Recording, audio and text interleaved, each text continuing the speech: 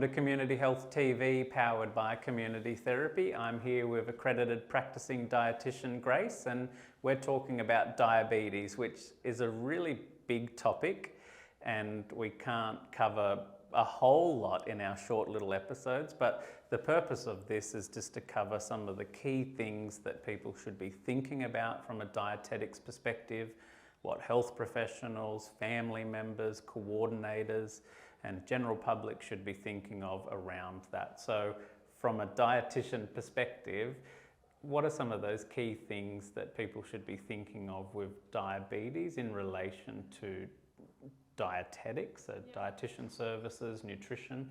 What's some key points for people to think about? So in terms of diabetes or diabetes management in general, what we're really looking at is someone's blood glucose management. So when it becomes uncontrolled, so that's where we're getting frequent high blood glucose levels, also known as hyperglycemia. And that can be anywhere where our levels are ranging above 10 to 12 millimoles per litre, or hypoglycemia, which is at the other end, so low blood glucose levels, which is where we're having levels under 4 millimoles a litre.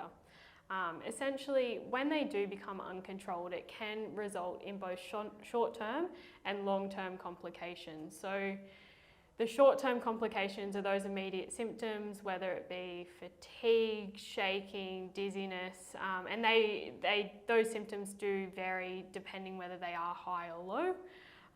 And when essentially the reason that we want to prevent uncontrolled diabetes management is to prevent long-term complications. So those long-term complications include retinopathy, which is vision impairment, peripheral neuropathy, which is pins and needles or numbness in our lower extremities, as well as kidney disease, heart disease, diabetic foot ulcers, and that's the way that we do manage our diabetes is not only through medication, but through nutrition and the food that we eat. So specifically, we're looking at more carbohydrate foods. We're looking at a person's carbohydrate load or distribution across the day. So it's really important to have a dietitian at least see someone annually just to ensure that they're meeting their needs and their blood sugar levels are within the recommended ranges to prevent those complications from happening. Yeah, I think that's a key insight of that. This is something that requires ongoing support, and it's not simply that you see a dietitian and you're like, great, thanks for the advice, I'm good now. That requires ongoing support at a frequency determined by how somebody's going with that, and there should be mechanisms in play of if it has become uncontrolled again, say somebody was being reviewed annually, well then that may need to change again. So no different to seeing a general practitioner or a doctor at a level of frequency. Somebody living with diabetes should be seeing a dietitian on a frequent basis as well.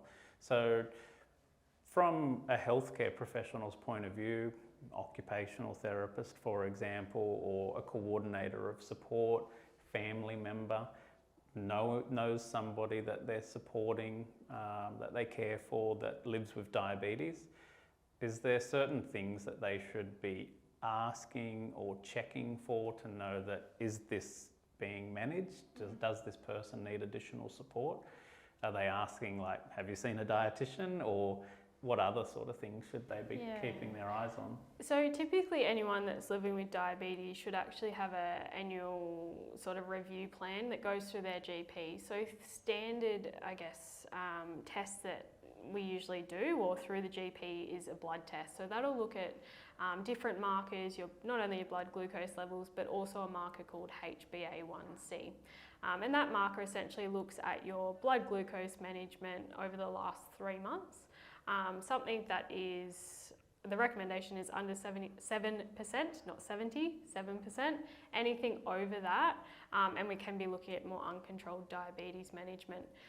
Because I do know that not everyone tests their blood glucose levels, so that's a really good marker to indicate whether someone is experiencing high or low blood glucose levels. So making sure that perhaps the coordinator is liaising with the GP as well, to get that indication of whether a referral is required elsewhere, such as a dietitian or a diabetes educator as well. Yeah.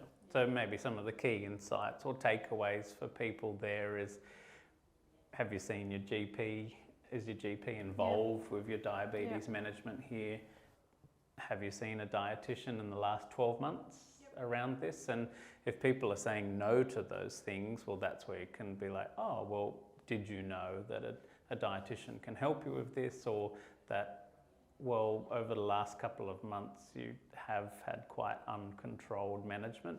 Maybe we should reach out to your GP again and get that review process in place. So as we said, a really big topic, diabetes, and you said that before we just jumped onto the episode, but we just wanted to give some quick points of, if you're seeing somebody that is living with diabetes, knowing, are they well supported by their GP around this, and are they supported by a dietitian? Two simple things that can make sure that that person's really well looked after living with diabetes. Yeah, absolutely. Wonderful. Thanks so much for your time. We'll see you in the next episode.